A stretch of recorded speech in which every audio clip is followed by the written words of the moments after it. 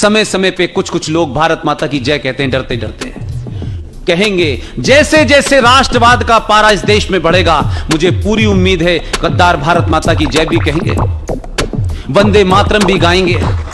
और कुछ ये स्थिति 100 साल अगर आपने बना के रखी, मैं नहीं रहूंगा, हम में से बहुत सारे लोग नहीं रहेंगे, यही कहेंगे कि हमसे गलती हो गई, हमारे पूर्वजों का नाम चाचा राम था, राम था, किसी का कैलाश था, हमें डेट ऑफ बर्थ सर्टिफिकेट भी मिल गया है, हमारे कागजात भी मिल गए, हम वापस आना चाहते हैं।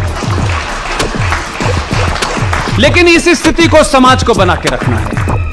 राजनीति जिसको जो करनी है करे, मुझे उसमें कोई इंटरेस्ट नहीं है। कोई पार्टी को आप वोट दें, लेकिन ये तय कर लें कि आप लड़की की शादी करते वक्त 15 बार उसके परिवार को ढूंढते हैं, 15 बार उसका गोत्र ढूंढते हैं, लेकिन खत्ता पे बिठाने वाले का भी तो गोत्र ढूंढो कि इसका गोत्र क्या है जो ये घूम रहा है।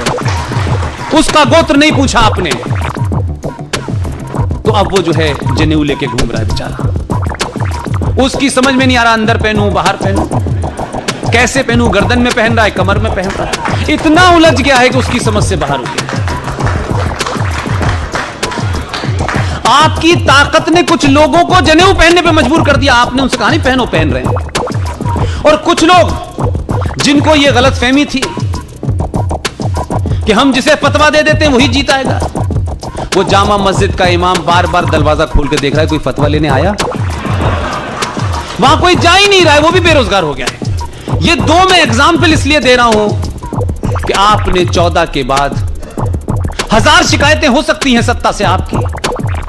ये शिकायतें बहुत छोटी होती हैं जब राष्ट्र सामने होता है। अपनी निजी और छोटी छोटी शिकायतों के कारण राष्ट्र को दांव पे मत लगाइए। ये राष्ट्र है तो हम हैं, राष्ट्र रहेगा तो हम रहेंगे।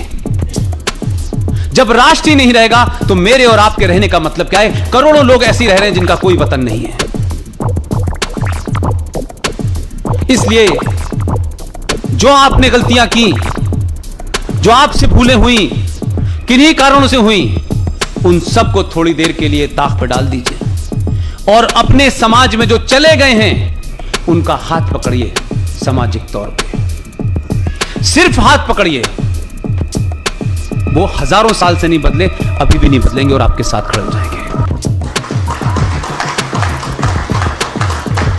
लिहाजा आर्टिकल 35 और 370 हटने के बाद आप सब लोगों को बधाई। 31 अक्टूबर को सरदार पटेल के जन्मदिन के दिन जब जम्मू कश्मीर में उपराज्यपाल जाएं, तो यह बात मैं इसलिए कह रहा हूं कि जो शख्स जिसको आपने पीएम बनाया है वो पूरी दुनिया को तो मैनेज कर लिया उसने कि आर्टिकल 35 और 370 से पूरे देश में खुशी की लहर है। ये हमारे घर का मामला था, हमने तय किया है, बाहर वालों का कोई उसमें लेना देना नहीं है।